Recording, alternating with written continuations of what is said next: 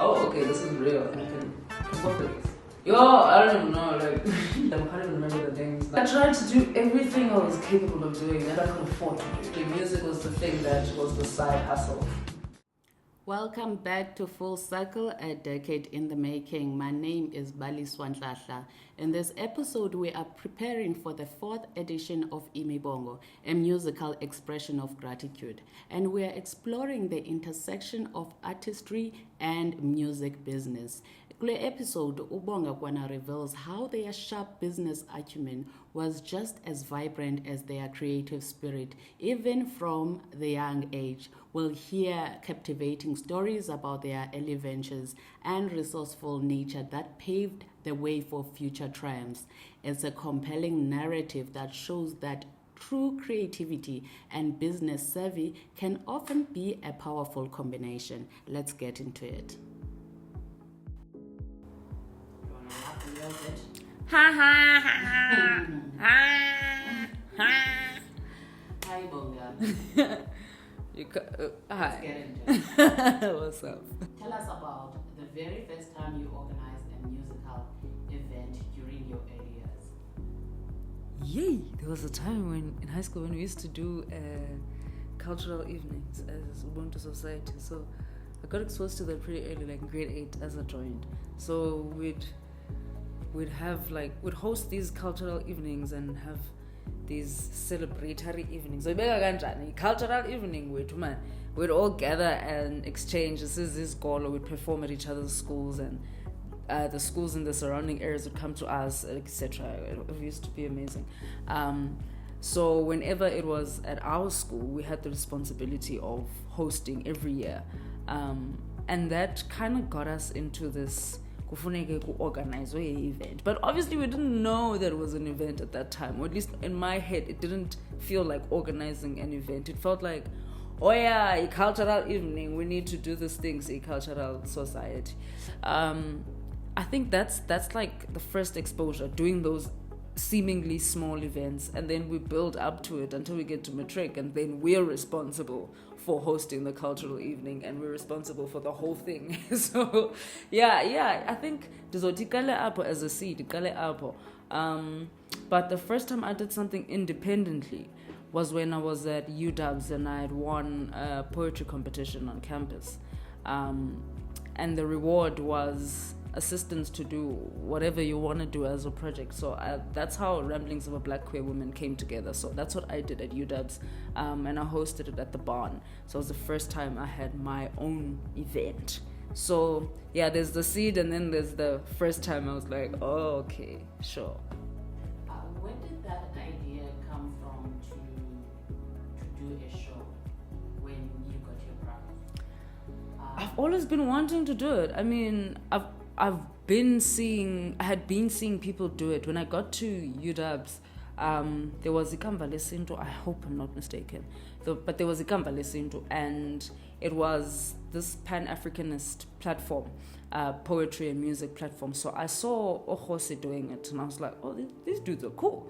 And then I was like, oh, okay, so this is how they do it. They do this every Friday. It's giving. So I knew what I wanted to do. I just didn't know how to do it, because now I'm out of high school, out of that safety net cushion type thing, and no one is doing cultural evenings. So now I had to sit back and learn, but engage and be a part of it. So I was part of the poetry sessions and the music sessions, but also I was there as a scholar, sort of, and watching until I realized, okay, so kwenziwa kanje xa ufuna udibanisa funeka kukhuphe iposter, kufuneka kuprintiwe, kufuneka kuthente, kufuneka kumarketiwe. So yeah, I saw that, and then when I had the opportunity, especially with resources, I went straight for it. And it was great because that barn was filled on a Thursday. What you just said is incredible. Now, we all face challenges early on, tight budgets, limited resources. Did those obstacles push you to get creative? And can you share an innovative solution that you came up with even back then, and maybe you still use today?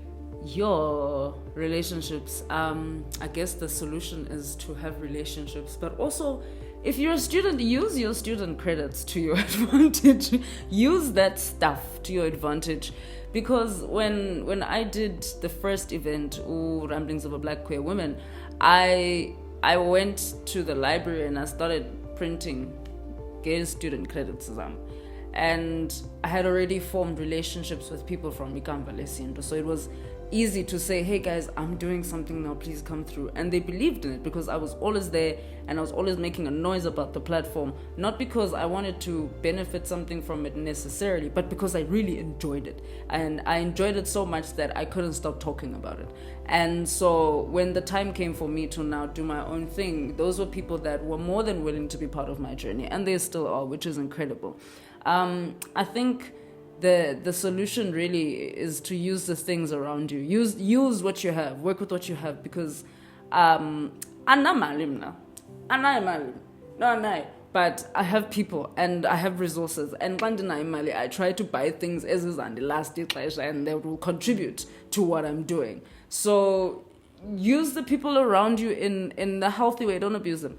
Use them in a healthy way, because you need those relationships. You never know who you're going to need 10 years down the line, 6 years down the line. And it's incredible to see that there are still people from the UWC community, the Waimu Girls community, the Cape Town community who still believe in me and still fucks with me like that, because we've held really great relationships. So, sanaba pata snacks abantu, I guess, like, sus pata bandu. Let's talk about mindset. What beliefs about self-reliance that were instilled during your upbringing that continues to drive you as an independent artist today, and how does that influence your work? My dad and my mom always instilled the value of hard work. My mom is a hustler. Like, I say this because she's able to pursue anything she wants because she's got the support that she needs to pursue the things that she wants to pursue. So if ufuna ufunda uzawungena esikolweni, if ufuna uthini uzawuyenza loo nto ufuna uyenza, if ufuna uthengisa, and umama would sell anything. Like, she used to sell anything. At some point she was selling airtime back then, when before we were swiping phones, but there was a time when you had to pay for a phone and then use it. My mom was that girl, so she was a hustler, and she still is a hustler. And I think if you don't support the people around you and their initiatives, then you can't expect them to support you. But also you need to work so hard to convince even the people around you that you are worth supporting. Because maybe I'll be controversial, but I don't think everything or everyone is worth backing. You know, so if you're not going to show any results and you're not going to show that Lenduyenzayo is worth backing, then it shouldn't be backed. So if you treat people well, then people will treat you well, even if they don't, but the majority of people around you will treat you well because you treat people kakuhle. And abazali bam taught me to work my butt off for the things that I want. If I believe in it, I'm going to have to work for it, even if they don't believe in it, because that's another thing. They didn't have to teach it, but they taught me through action. So you need to convince us, and convince us is to work so hard. That's what I've had to do, work so hard and believe in myself so much, because I've got myself to rely on. Because that's always something that they've instilled. But there's going to be a time that we're not going to be here. You need to know that not because we're trying to scare you, but because this is life, you know. And sometimes I'll call my mom Dikoa and I'm like, Mama, she's like, no, but zitandazele mnanza kupheleka ngumthandazo. That's the most that I can do, because nam kungapha kwam. So I think even with self-reliance, rely on yourself, but rely on your God. Trust something, believe in something, and believe in it so much that nobody can ever convince you that it's not it. Nothing can ever convince you or like, I don't know, shake you out of your beliefs. I hope I answered that question, but it's so layered. It's very layered. Yeah. You did your best. Yeah, thanks. And finally, can you talk about the importance of creating something more out of your artistry? Let's say you are a musician, so do you sit at home and you just send stuff out and wait to be booked? Or create something for yourself so that you are able to earn and build a legacy? How important is that in just being an artist? Yeah, I mean, you've pretty much answered it as well, and I'm happy I'm happy that you did, because I mean, we're artists, we're creatives, so the ideal place is to have somebody doing that for us so that we can just create. And because this is the life that we're called for. And we put everything into this, we put money into this, we put so much work into this, and physical work into, I need to sing my best, I need to show up for you, clean, looking like this. It's a lot of work, it's a lot of mental work that we can't really put a price tag to kanjalo. But when that doesn't pay off, and it doesn't translate to bookings, when even the work that you do isn't enough because we are in a social media era where people are looking for numbers over talent. For no comment, but in a place like that, then it forces you to change the rules. It forces you to also it forces me to create the spaces that I want to exist. Because reality is that it's either I now conform, and not to say anduzuba khona ku social media, I will have a presence. However, now I can only do so much. I can only spread myself so much. So I will be there on social media. But anduzuba content creator kanjalo. And it's very hard. So that's something that I'm trying to learn and work myself out of. But while I do that, I'm going to do something that I believe in. So that when I do generate that content and I do deliver a content, deliver content that I can believe in, a content that feels authentic to me. And if I need to create that space for that authenticity to thrive, that's exactly what I'm going to do. I'm going to create the space for that content to thrive. So that and there will be so many of those moments, because like social media is it's a beautiful space, but it's a black hole. It's a black hole. It's demanding, and unfunukulwa against social media. Like I will not do that, because I mean we need it. We're here, so we're gonna use it. But ingase nyani ndisebenzise mna ngohlobo that benefits me nge-integrity. Ubustingale lo mbuzo. Hey. How important is it for an artist not just to focus on just being booked and Yes, perfect. La booking, we don't know the model for that. And there are people who get booked through agencies. There are different ways in which people get booked. By the time you see somebody on stage, you don't even know, how do we choose these people? But sometimes you'll just never win because you're just not who they're looking for at that time. So it's important, again, for your own mental health to prepare yourself for that. Because now I'm going to be very honest. I was getting booked quite well at Kapa before moving here. I moved here with that energy because I was also getting booked here in Johannesburg and working. Hence, I was like, nah, I wasn't doing my skills in Kapa actually, and try it here. Get here and bookishwa as frequently, which means Mbokoto is starting to take some knocks. And that means a lot of things are taking knocks along with my pocket.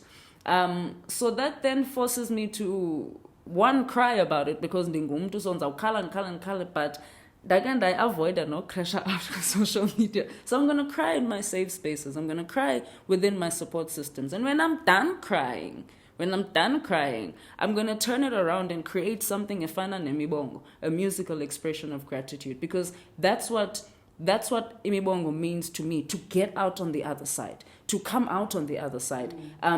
Whenever, for me, there's something that doesn't go according to plan, I just refuse to lose. I refuse to lose. I will lose the opportunity. I will lose a lot of things, but I won't lose myself. And I won't lose my creativity. I'm going to create and create and create until it lands. And I'm going to create something authentic and bring other people into it. People who feel represented by the things that I am creating. Because the the music I create, I need to resonate with it and it needs to be true to me. The same with IMIBONGO. But the beautiful thing is to see that this platform represents so much more people than just myself. Because I think Songa, we are frustrated. Songa, we are in a place where there's very little people, very few people who are earning. And there's so much talent, so many people who are creating, and their creation or their creativity is just not paying off. Do something. Like, create it. Like, sometimes we'll figure out by 3. Sing for them. Give them the show of their lives. Oh, Jigabati, you. If only you knew. I've been in those positions. I've been doing these events for a very long time, and I've been trying and testing and failing and falling. Yeah, man, at some point, I figure out by 5. 5. And I sang my life out for those people because those 5 people are going to go back into their communities. Actually, it may not have come out the way that I had anticipated it, but I refuse to let that. I refuse, man. Like, I just refuse. Like, I just refuse. So yeah, refuse now. I cry it out, but like, fight for yourself. Fight for the things you believe in, because no one's gonna give it to you. Even the people that you think are comfortable, even the people you see right there at the top are still fighting. Everybody's fighting. Yeah, okay. See you on the 26th of September. Bye.